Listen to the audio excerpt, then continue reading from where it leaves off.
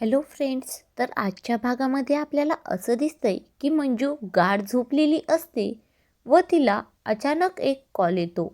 त्या कॉलवरती असं असतं की तुझ्या नवऱ्याला सत्याला तू वाचव, त्याच्या जीवाला धोका आहे. तर मंजू आता विचारत असते, पण मध्येच तो कॉल कट होतो. आता विचार करू लागते की सत्याला नेमकं कोणापासून धोका आहे, कोण सत्याला काय झालं आहे नेमकं. मंजू आता घरातल्या मध्ये कोणालाही न सांगता घराबाहेर पडते व पोहोचते डायरेक्ट सत्याच्या घरी. तर गॅलरीमध्ये एक तोंडाला बांधून रुमाल बांधून माणूस उभा असतो. हे मंजू खालून पाहत असते.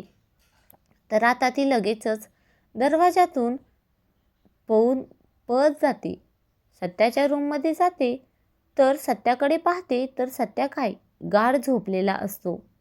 तो माणूस आता आतमध्ये येतो व सत्याच्या पोटामध्ये चाकू खुपसायला लागतो.